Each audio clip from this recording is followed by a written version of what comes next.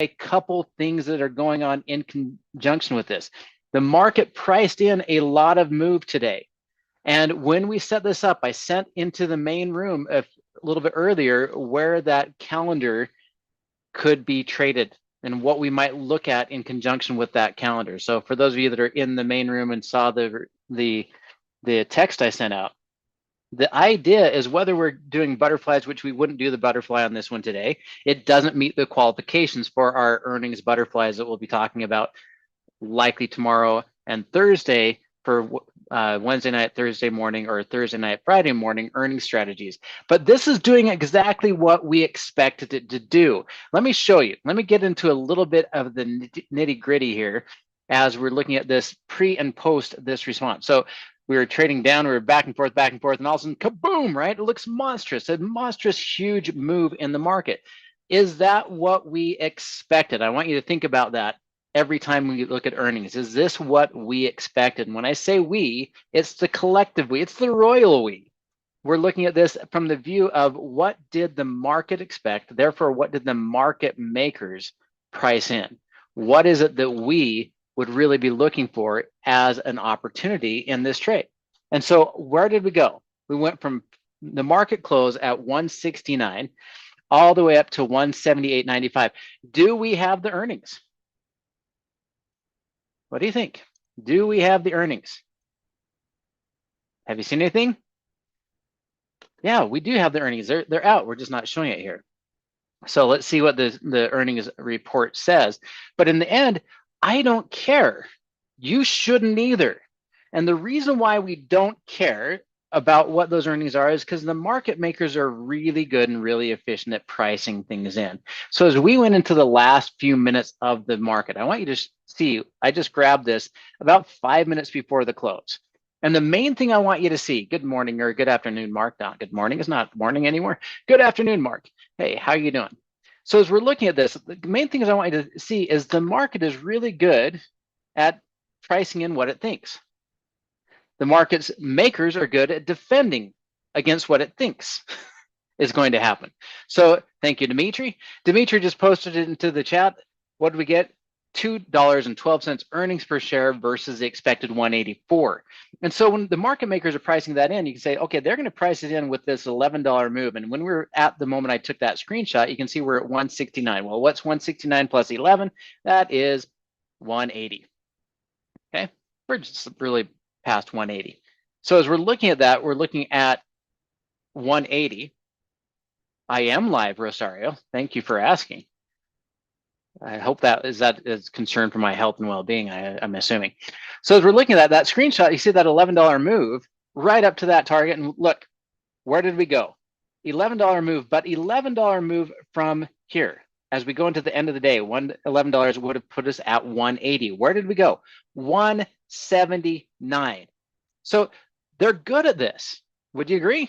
They're good at pricing this in. They're good at determining what risk they need to offset. That's what that the expected move or money market move or market makers move or a hedge or a defensive position is really going to give you. That $11 move in this situation what was being priced in. So great. Now what? What do you do? So Google just reported earnings. And what are you going to do about it? How would you trade this? Now, if you have ability to trade overnight, if you have the ability to trade in the after hours, could you jump in here and trade it for that $11 move? Could you wait till the earnings reported and pop up there and get to those targets? Beat top and bottom line. Yep. So their revenue beat and their earnings per share beat. And look what we did. We went up to the expected move. It doesn't mean we're going to end there. It's expected to touch there, reach there. Yes, Tim, I'm just waking up with the bell, right? The bell closes and we get all awake and energetic and watch this move to the next level. So Google's pushing up through this and we're pushing up to the targets and the market's priced it in. What do you do with that? Here's the problem. Way too many times we go into this and say, therefore, I'm going to trade earnings. If I go into this tonight, if I go into this tomorrow, if I trade this on the open, the market has already reacted. and responded. Tomorrow will be the follow through with whether there's more money to be piled in, because right now we priced everything that we thought, we moved it to where we expected, and tomorrow is the idea of now where does the market look going forward out into the future, right? And if you have the ability to trade this in after hours, yeah, you could certainly buy in here and you're looking for it to go back and retest that 178.95 and 179. But the problem is, as we're looking at pushing to that level, you're chasing it. And if you would have bought in on that pullback and you got in somewhere near 174, would you have tolerated the drop down to 168? We don't want to be the ones that are trying to pick this up and pay the overprice, because as we look at this and go into the options now, we're now at 94% versus 91% implied volatility for this front week. So as we're looking at this front week, the stuff that expires on Friday, the market had priced it in, done its job, protected itself, protected the market makers, and it's over, kind of. That volatility will come out. Most of this will come out tomorrow. They will say, okay, now we don't have any surprise data. We just have to see how the market is going to pile in, and we can hedge during a live market a lot better than simply just pricing it in overnight. And then we'll see the market really find its feet. It'll find where it needs to be. So that's what we're going to see in here. But when we're going into this, the goal is to sell what they think is not going to happen. The goal is to sell as much premium as we can while also protecting ourselves. So when we built this on this idea of the flips, the earnings flips that we're going to be doing starting tomorrow and Thursday, and generally we're going to be doing those Wednesday and Thursday into Thursday and Friday. When we're going into those levels and those parts, we're going to be trying to sell as much premium as we can at those targets. Now, at the time, I want to go back here and show you again. This did not qualify because it's not Wednesday, it's Tuesday, but I do want you to see what the anticipation, what the target and the expectation would be. And then tomorrow you can come back and check. And then I'll show you another way that we can approach this with earnings and the whole idea of collecting the premium that's not going to happen. So if you're a collector of butterflies, and we're talking about butterflies, you'll hear oftentimes that we sell the body and buy the wings, because the wings are the pretty part. Right? Well, the wings actually protect us if we're selling the right thing. We're collecting as much premium as we can. We're protecting against losses. We're going to defend against that loss. Now, if we go back one more time, and I want to show you those earnings and numbers, or the pre-earnings numbers. And again, this is the last 5-10 minutes. I don't remember exactly what time it was, but I should have screen captured the time. But the goal here is if we're saying, hey, we expect it to go to $11 higher from that 169, then we were looking for about a 180, a 181, a 182. And if we would have gone with that 182 even all the way to 182.50, if we can sell that, we need to remember that even though the market is saying there's an 80% chance that it's really not going to close past there, the expected move says it wants to reach there and test there. So if we can get it to reach and test that level and collect enough premium in there at the 182.50 and then buy wings and protect it, our goal is to have it sit there, because if we can get to that target, 182.50, 180, 182.50, then we should be able to get this to trade out really, really well. So before the market closed, I actually went in and I put in a butterfly here on Google. And what it gave me is that for $50 risk, I could make $450. That's a 9-to-1 reward risk ratio. And what we're going to do on any of these earning strategies, we're going to play these right. There's stuff that we have earnings today that we should not have touched. We shouldn't have looked at them. We shouldn't even pay attention because there's just not enough risk, or there's too much risk for the reward. But if we get a 9-to-1, and this is an equation all of you can learn really, really fast. If you have a 9 times reward to 1 times risk, add those two numbers together, that's your total profile or probability, and put your risk on top. If you have a 9 times reward to a 1 times risk, you only have to be right 1 out of 10 times for break even.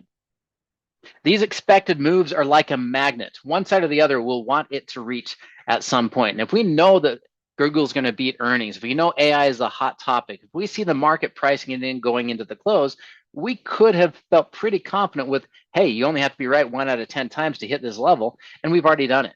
So tomorrow we expect to be somewhere in here where we should be able to get this trade to come off the table at $200 if we're doing these right the proper way for our earnings butterflies. When we're doing these Thursday and Fridays, then we will even be able to get more of that gain going into expiration on the end. But right here, we just need a 1 out of 10. Right here, it costs $50 in the last half hour of trading with the idea that it could be worth $4.50. So we can come back and check this again tomorrow morning and see how well we dialed that in. Now that's Google. I did the same thing, but with a different way of selling the premium into this because we want to sell what we think is not going to happen and get a target. Now this is one where, similar to the butterfly, we can sell premium to collect enough to pay for a calendar, which is still that same targeting method. We're still targeting 82.50. And if we did it right, you can see this one would have cost us a little bit more risk, but would have paid a credit up front. The extra risk here is $2.50 minus 31 cents, but we don't have to hit a window, we just have to be up. That's the game on this one. And so as we're setting this one up, it had a very high probability that this was going to work out in our favor. As we go into Friday or Saturday, we had a 90% probability that we were going to at least be above break even. So it's not the same 9-to-1 reward risk ratio, but it is about 2-to-1 where we have an 80-some% probability of success. We're collecting as much premium as we can because we're letting them pay us. We're letting them pay us for what we don't think is going to happen. We're going to target where we do want our highest probabilities to be at one of those expected moves. And so as we're looking at this, 182.50 is my target on both of these. And I will, again, tomorrow we can show you how the Google butterfly and the Google, this is the short vertical to pay for a calendar, play out with collecting that premium up to those targets. And we'll go through that. We'll kind of continue to build those out and show you how these set up. But let me show you a couple of other things that you could have paid attention to and maybe you shouldn't have, because earnings are the siren song. Oh, sorry, my phone, because I have an Android, when I keep saying the G word, it keeps saying, oh, you want to talk to me? So my phone keeps waking up and talking back to me. All right, so a couple of things that we would have looked for and opportunities that we could have gone into the close of this day. You have Chipotle Mexican Grill. And as we look at Chipotle, forget this for just a minute. As you're looking at this move, we've gapped up and closed down. Anytime I see a gap up and close down, it doesn't tell me that I really have a real bias into this. So if I have a gap up and close down, I'm not going to look at this as an opportunity, a bias to be absolutely solid on one direction or the other. But this level and this gap up and close down would have said, hey, this is, again, the coin flip, pick a direction.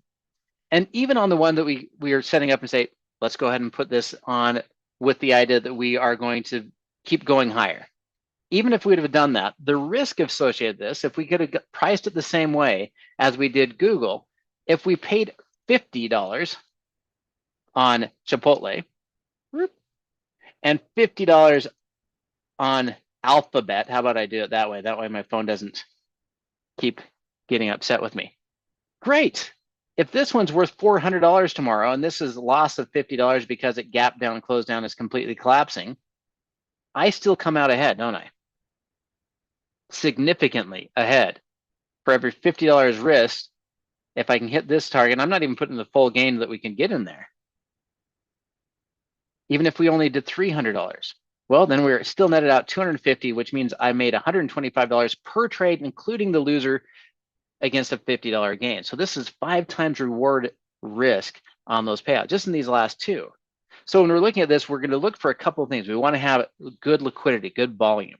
We want to know that the spreads are, and right now it's not going to show you as clean here. These are very wide spreads going into earnings because it's the market's closed.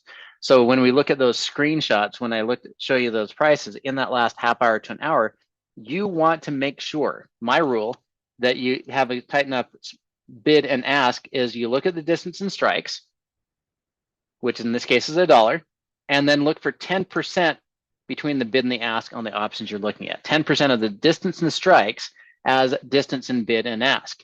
And the reason why is if you see you're doing a 250 wide, that means we can do 25 cents. If you're dealing with like this, $1.20, and your spreads are $1 wide, you lose no matter what. You lose, and then you lose, and then you lose. And so we have to make sure there's good liquidity, good spreads in the difference in the bid and the ask price, and that we're protected in getting into the trades. Okay, so we're going to set those up and we're going to make sure that those prices are good. Chipotle is fine. But there's other stocks that gave earnings today that we would want to avoid. So there's other things that we want to make sure that we're running away from. Oh, AMD, thank you. I forgot. AMD, I do want to cover. So again, just so you can see this from the intraday, kaboom, way down here. By the way, $60 down to 53. Even as we're looking at this, what was priced in? $5. It doesn't say which way, plus or minus $5 is what we're looking at going into the close of the day with Chipotle. And as we finish the day and we're looking at the close price and we're saying we went from $60.50 down to $53. So we went a little bit past it, but we still got to the expected move. And we're sitting here from $60.50 down $5 roughly right now. So if we would have picked the direction correctly on this, on the butterfly, this butterfly would have also paid out. But we don't need to be right about the direction. We just need to be right enough times for the reward and risk we're getting. Let's go take a look at AMD. And without even looking at the chart in the after hours, let me put this in back to the daily so I can't see. Just so I will show you, I didn't trade this one. This one was showing bullishness. We'd also, hey, we're expecting this to beat. We're expecting this to climb with the rest of the market. And I would have said, hey, this is looking to be bullish. So if I were to go back in here and I'm looking at AMD to be bullish, what was it pricing in?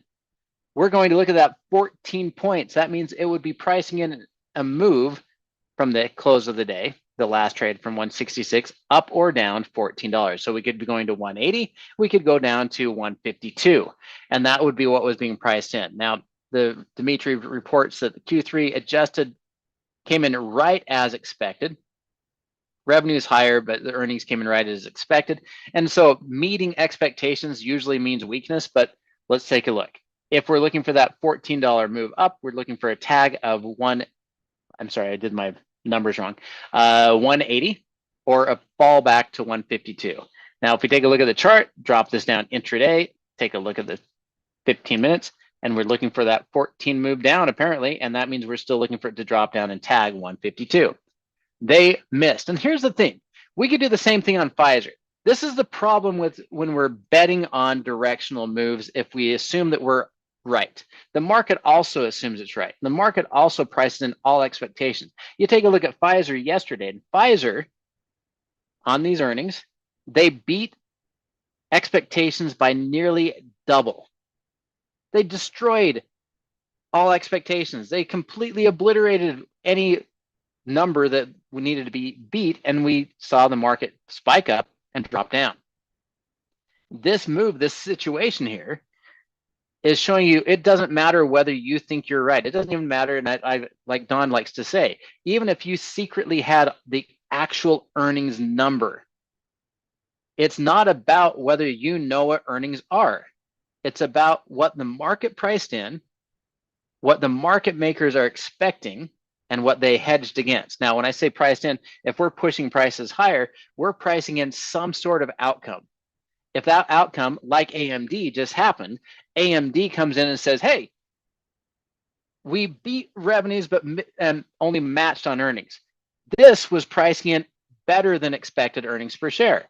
And so the market is saying we expected this to be better than expected and probably a retest up here. And what really happened is they said, no, you came in exactly expected. So all of this was overpriced. And so we've got to erase, generally, in my opinion, and the way I've read the market, is the last 2 days. If you can erase the last 2 days because you barely met expectation and the last 2 days were pricing in higher expectations, it should fall back down to 158 and even all the way back to 156. That's where we went, and it ties again back to the expected move. These things feed into each other, and the market makers are really good in the markets hedging against risk for themselves, and the markets are very good at planning and pricing in their expectations with a forward look. So AMD came in as expected. They were pricing in a positive forward look. They were wrong. And so it has to pull back. And then where is it going to pull back? To the expected move. And if you're just chasing this, if you're trying to get into trades and chasing things down, you're trying to trade earnings, you might be interested in chasing into something like, what was the one that I was thinking? SYK. And if you're looking at SYK, the problem with something like SYK is the volume liquidity is low. And so you could say, yes, I want to trade this up. I want to trade this down. I want to trade the opportunity in here. But there's so few, we don't even have weekly options. So we're not pricing in all the expected move for 1, 2, or 3 days. We're pricing in it all the way out for 2 weeks, 3 weeks of time. So this 23 points of expected move versus 31 for a month and a half away, it's not going to move 23 overnight. If we have weekly options, it generally will move that expected move in conjunction with the directional move up or down of the market maker's expected move. If you're looking out on something that doesn't have weekly options, this will not move up and down 23 points today. In addition to that, where you have $10 wide between strikes, $10, $10, $10, we need the difference between the bid and the ask to be $1 or lower. Otherwise, these won't price out anyway. So stocks like this, SYK, don't chase it. Don't try it. Don't do it. The spreads are terrible. Even the spreads on the stock are $3, $4, $5 wide, even though it trades 2 million shares. This is a terrible stock to trade on earnings. And I know it's very tempting to trade it because you could say, hey, it's going to move after earnings. And sure enough, it does. But just like we looked at the gaps, the closes past, you could have gapped past any type of stop loss.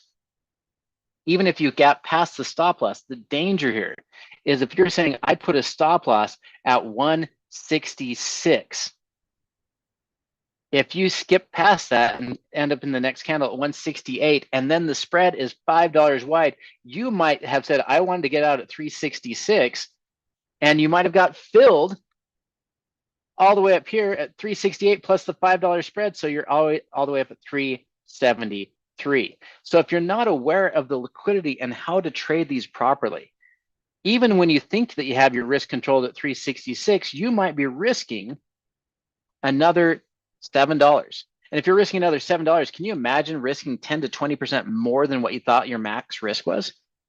So be very, very careful on these. Do not trade earnings and trade strategies into these if they're not liquid, if they don't have the opportunity to trade the right direction with the risk control where you know that your risk is defined in every single trade. And we could do the same thing on any number of stocks. So let's look at a couple of others, shall we? Hey, thanks, Linda. Thanks for being here. And I'm going to show you a little secret sauce here in a minute. Since there's a few days left on the flies, would a debit spread with the short leg at debit spread at the short leg at expected move? Yeah, Grant. So you could have absolutely set that up. That is a strategy you can use if you can price them right. So and I don't know what these prices are going to be because obviously we've moved already. But at the time of the close, if you would have set this up and said I expect it to go to 182.50. So since I'm using Google because I have a screenshot of those. The other ones I don't have the screenshot of the prices. So if we would have gone into this and you said, hey, you know what, I expected move is this 182.50. Got it. Perfect. If you would have done an out of the money long vertical. So my first question, Grant, just a few minutes ago, what did I say? You have to have a good bid and ask spread, a good tight difference in those two prices. You have to be able to have a defined risk trade. So a long debit spread on this one. We don't want to do the butterfly on this one anyway because it doesn't meet our rules. I mean, we still could have. But if we did that, is that a defined risk trade? If you buy a call and sell a call in a vertical or a debit spread, a long vertical, is that defined risk? Meaning you cannot lose any more than the cost you paid. If so, which it is, absolutely is, then yes, you could have structured this the right way. Now, I don't know if we would have got this filled, but you can see the difference is 250 wide. We want to see the bid and ask no difference of greater than 25 cents. Well, where are we at? 3 cents. That's excellent. Good distance between there. The cost is going to be minimal to take those trades. And so I could take this trade. And if I paid 210 for this, and I bought this one for 157, bought 210 and sold this for 157. So I'm even giving us the worst prices. We could have got a better fill than this. what would the cost actually be? The cost of that trade for a 250 wide spread where the short side is at the expected move target would be what?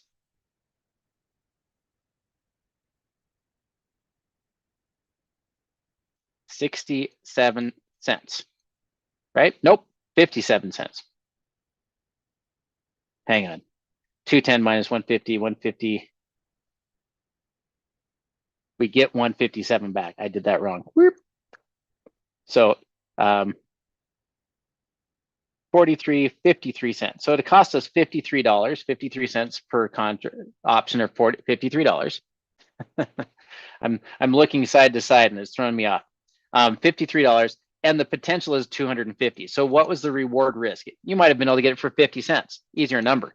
If you got it for 50 cents and it's worth 250 at expiration, if you close past the top short side, what's the trade?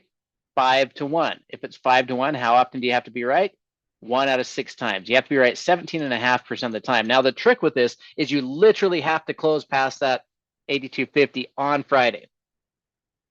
I don't want you trying for that.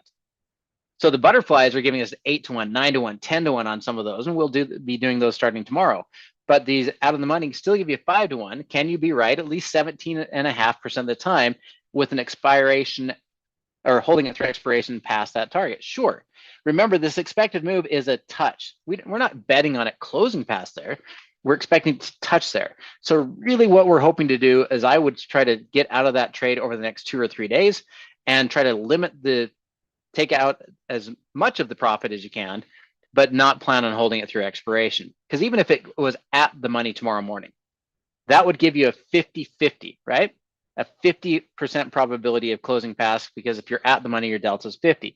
That would be similar to this one, which means your spread here is worth about 180, 160 to 180. So if you paid $50, don't try for the 250, you have 180.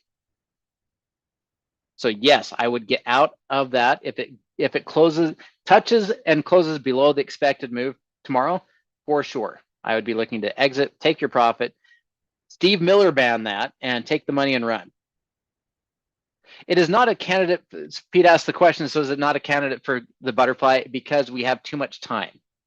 Butterflies, the 8 to 1, 9 to 1, 10 to 1 reward risk ratio, these are going to work best as we get as close as we can to expiration. And so generally we're not going to do butterflies on Mondays and Tuesdays in most situations. We're generally going to do those on Wednesdays and Thursdays if they are priced right. Wednesdays and Thursdays. And so what we're really talking about, if I do it on Wednesday daytime or Thursday daytime, it means I'm doing Wednesday evening or Thursday morning. Okay. Wednesday evening, Thursday morning. If I see Thursday, then we're doing Thursday evening and Friday morning. And we'll get into the details on that in the flip stuff. But you have to price them right. If you don't price them right, you're just guaranteeing that you're going to give them that $50 over and over and over and over again. You want to price them right. You need to make sure the spreads are right. You need to make sure they're set up properly. It doesn't mean that there's not money to be had in an earning strategy. Like I said, we can certainly take a directional trade and still play the directional trade where if we hit our expected move, we're still looking for 4 or 5, 6 to 1 reward risk ratios. We know that they're charging a lot of money to protect themselves. We can choose how we participate in that. Selling the mid or the body of the butterflies pays us that. Selling a vertical to fund a calendar has a lot more selling premium than we normally would in any other market, collecting those premiums to get to those targets. That's what we're looking for. That's what we're trying to get to and what we're trying to reach. AMD, again, they meet expectations. The market is going to sell that because they were pricing in a lot more of a bullish move. Is this making sense? Some of the Ricker, some of the Riker, some of the verticals paying for calendars will. The butterflies are probably not going to be in the regular session. They're going to be priced in later. I can price some of those other ones earlier in the morning when it's in my normal session, but the butterflies we usually want to price in later in the day, because that implied volatility generally climbs up. We already saw it went from 80 to 90 to 91 to 94 to 96 going into even on Google, if you saw those numbers that we were showing earlier. So, that's really kind of what we're doing is we're trying to set up the opportunity. And one of the biggest tricks that maybe trick's not the right word. Let's just say one of the more difficult components of this is not just the pricing it out, it's the psychology of finding the next one and being willing to be right 25% of the time. Think about this for just a minute. Ask yourself the same question. If you know that you get 9 to 1, and you tell me that I'm going to be right 25% of the time, how many times should I want to push that button? It's not a delta necessarily is what we're targeting. When the question is delta, what delta are you shooting for? It's not necessarily a delta. It's going to be a combination of the expected move. I combine the expected move and delta, but it's not just the one. Yeah, every time, right? 1 billion times, 4 million times, as Photo Guy says, every time, says Jeanette. As we're looking at those, theoretically we should, but here's the thing. You say that, you type that, typey, you say, absolutely all of them, I will trade all of those. But I guarantee you that the majority of traders, if they're not confident in their systems, their methodology, and how things work, the math won't matter to them. In an infinite number of trades, you win. If I did 100 trades, you win. Why? Because for every $50 we're risking, if we can get out with $450, one of those times, it doesn't mean that we're going to lose on all of them. Even on the 9 out of 10 times, it doesn't mean we're going to lose all $50. As we're looking at this, we're looking at these moves, and you say, well, that means if I'm right, even 20% of the time, 20 times I make $900 for every $100 I risk. That means 80 times I lose 100.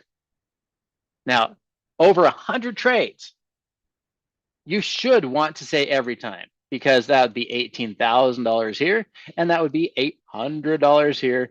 So for every $100 we put on the table, we're going to net out $10,000.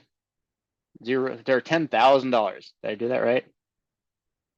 Yeah, something like that. 900, 3 zeros, 18,000 minus 8,000. There we go. So $10,000 in 100 trades, 10,000 bucks.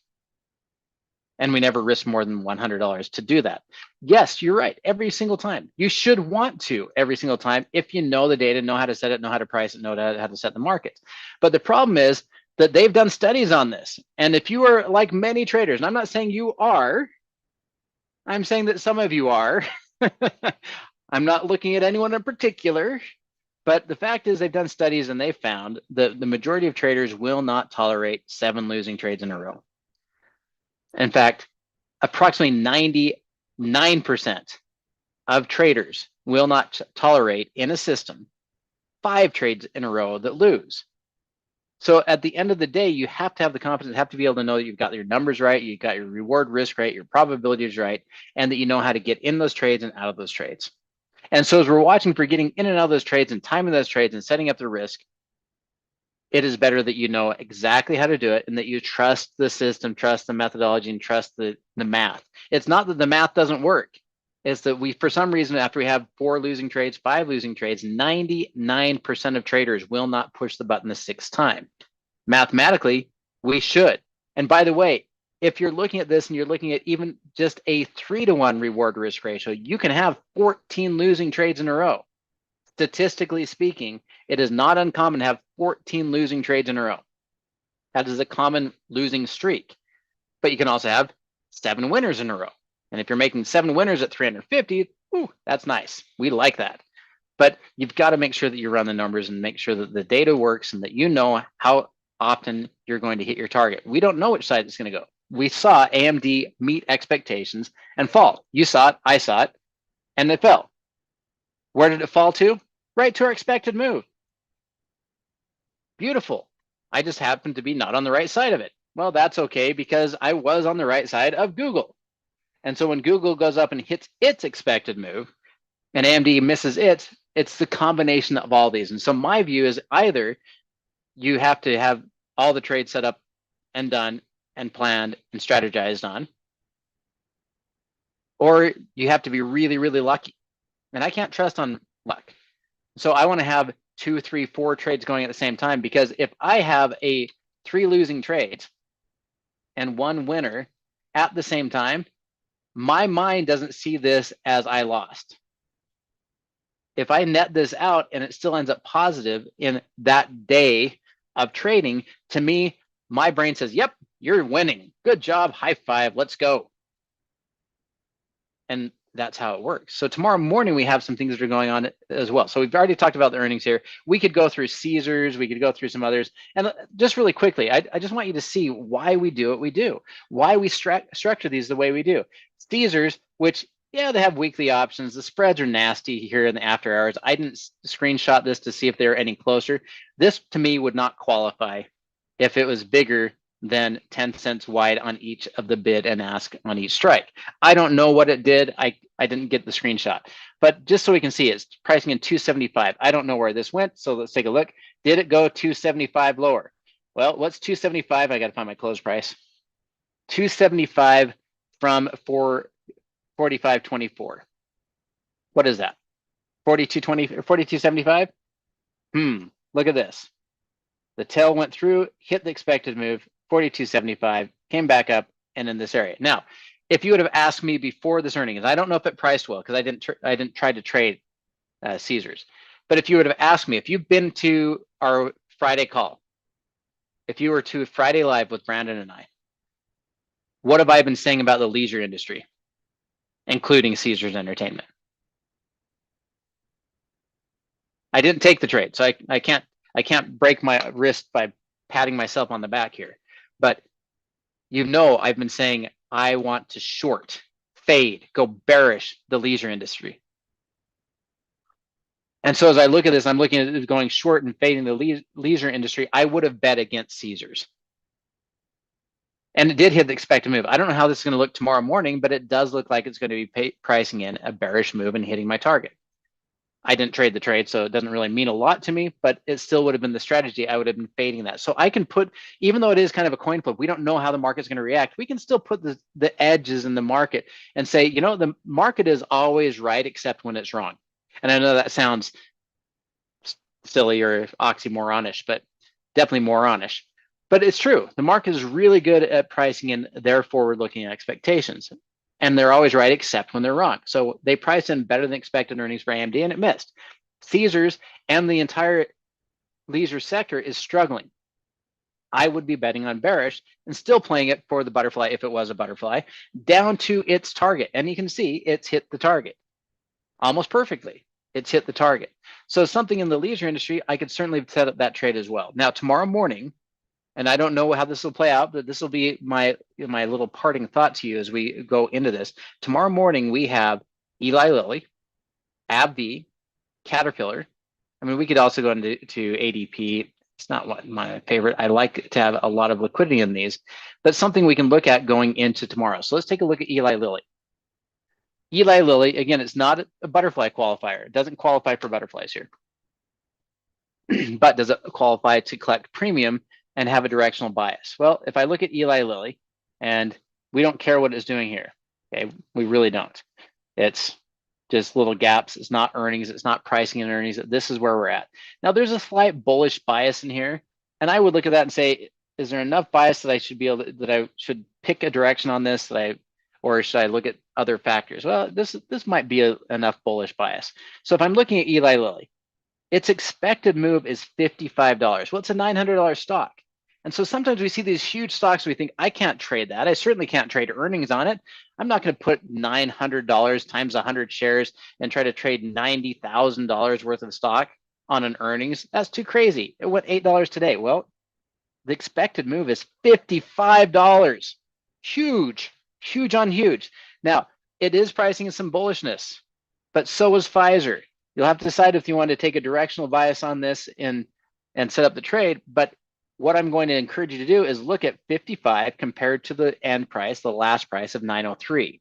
Tomorrow morning, I want you to see where we open and what we do in the pre-market to see, do we go to 958?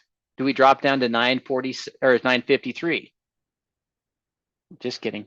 958 or 948. Which way do we go? And what I would be looking at is if I think that it does have some bullish bias, And if I had the opportunity to sell what I think is not going to happen, where they started pricing in bullish bias about 895, I might do this as a non-butterfly and sell the premium at 895. By the way, you'd have to make sure the spreads are tight enough. These are not. But if I could get a tight spread on this before the close, then I'd be looking at that $55 above 904, 903. And that would push us up to, and I got to get a lot more strikes here. Lots and lots more strikes. Still not enough. There we go. And we'd be looking for 54 plus 503 is, well, we have 955 or 960. Let's go with the 955 and see if we can get to that 955. I don't know if we will. I don't know, but I've been told that would be $458 debit. Now, this is not the full story. It's actually, instead of $900 risk, it is, in this case, we have a 250 wide plus a 5. This would be about, this would be $7 risk or $700 risk. So instead of $900 per share or $90,000 on the table that could move $5,500, it's total of $700 risk. So this could still structure a trade that is defined risk and has a lot of opportunity. If we're correct about this, and I don't know, we'll have to see. If we're correct about the direction on this, we might be risking $700 to make all the way up here near 2,500 if we're right and it gets up to that expected move. So if we're right about the direction, 2,500 versus 700 is not as beautiful as some of those butterflies are going to be, but it still gives a 25 to 7 reward risk. So let's take 7 plus 25, that is 32, and divide it by 7. We have to be right 7 out of 32 times that we can pick the direction or follow the market in those trades. So I tell you to take a look at this tomorrow. We're not expecting to lose all of it, but if it gaps down and goes $55 against us, it could. So take a look at Eli Lilly. Take a look at AbbVie. Again, similar kind of situation. Or Caterpillar. Let's jump over to something that's non-pharmaceutical. We don't do butterflies on a Tuesday in most cases. They have to price in right. We really, to get that 9 to 1, we have to be able to get up to expiration, as close as we can to expiration. If we do it on Monday or Tuesday, there's so much more that can happen in 4 or 5 days that it really messes with our probabilities and outcomes. So in general, we're not going to do those ones. But as we're looking at, we're also looking at the spreads. It wouldn't qualify for it anyway because the spreads were so horrendous at the close. So take a look at Caterpillar with me, CAT, and this will be the last one as we're talking about the trades for tomorrow. Caterpillar gave me that gap up, close down, gap down, close up. So I would say it's a very difficult opportunity, or very difficult to determine which direction the market expects or is pricing these in. So Caterpillar is big question mark, but let's just see what it shows us. Caterpillar has a $19 expected move. The market is going to pay us for that if we do it right. What are we going to look at? $19 up or down. Which way are you going to go? Good question. How are you going to set up your trade right? You need to make sure you price it right. The spreads are okay. We have 250 wide. During the market, these were tighter and they were less than 25 cents. And so this one will be structured for the opportunity to make about 5 to 1 with the idea that it's going to move $19. The question is, can you get the trade one direction or the other right once every 7 or 6 times, or in other words, 17.5% of the time? So I would throw this on there, and let's just go ahead and put on a mark, and we can come back here and look at this tomorrow as we're looking at this. If you're interested in the butterfly side of things, join us for the butterfly class, the earnings class. We call it earnings flips. If you're interested in those, join me there, because not only am I going to show you the math and break it down and show you how to calculate those, how to structure those properly, how to make sure that you have your risk reward in line with your probabilities, how to know that you can take those trades that are 2, 3, 5, 6, 8 trades in a row that may not hit your target and have that one time hit and more than pay it off. That's going to be in the flips class. Okay, that's where that's going to be. And we're going to be able to go into the details in the earnings flips in a lot more detail on those. So that's where you do those in a lot more detail. But as far as tomorrow morning goes, I would also tell you to take a look here, and we're going to look for that to go $19 up or down. And I need to get my drawing tools out of the corner. Still no drawing tools. One more second. And so what's $19 up? That is 28,406 roughly. So I want you to come back here tomorrow after the announcements and after the market opens and see if pre-market, it's not anchoring, hang on. If pre-market, we went to there. And if pre-market, we went to there. Oops, close enough. Somewhere in that area. We can come back and take a look at that in more detail tomorrow. Okay, that's would help us kind of understand how we set these up. Does it hit one side or the other? We need to see it hitting the other side. We need to hit one side or the other every single time. The more we do that, the more we trust that. The more we trust it, the more we have the confidence that when that next trade comes along, that when we push the button, that if we push the button enough times and we do it right and we structure our risk and control our risk and exit the trade when it's appropriate to do so, that we know that we can tolerate those drawdowns, because those drawdowns are what are paying for the big wins. That's the structure, that's the strategy, that's what we're trying to do. And we just have to be not right all the time. We just have to be right enough of the time. And so that's the strategy. And again, yeah, if you're interested in that, and in the live room as well, just type in that URL right there through there. And if you're looking through there, there you go. You can come join us for the earnings flips. We're going to teach you the structure, but we're also going to give you all the alerts.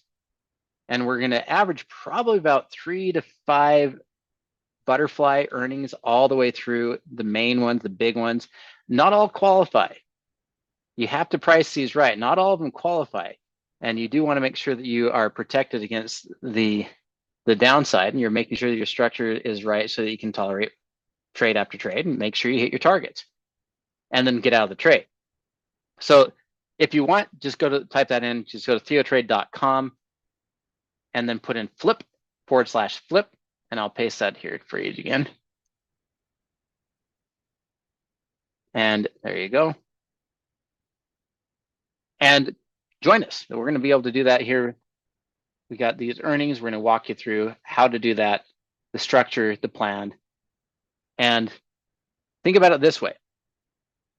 How many trades at $50 per butterfly and 450 return on those? How many can we get right? If you're right 25% of the time, how many of those are going to fit into your strategy? And by the way, every quarter, these come up every time, over and over and over again. So something to take a look at, something to consider as you're watching us go deeper into earnings. And come back and watch these. Come back and look at these earnings. Come back and see how they played out. Did they hit the targets? How they play out? What was the structure? And then we will get into the big earnings starting tomorrow afternoon. That's where we'll be. All right. Check back on Caterpillar, especially in the morning. You can run the numbers as well on some of the stocks. Just be careful on the biotechs because they seem to have a crazy response and reaction, sometimes overshooting the expected move. Even market makers have a difficult time pricing those out. And otherwise, we'll look at these tomorrow in the main room.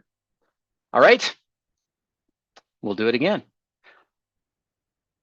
I'll also show you some things on how to price in the high and the low and the pullback. And we can show you that probably in the morning in the main room.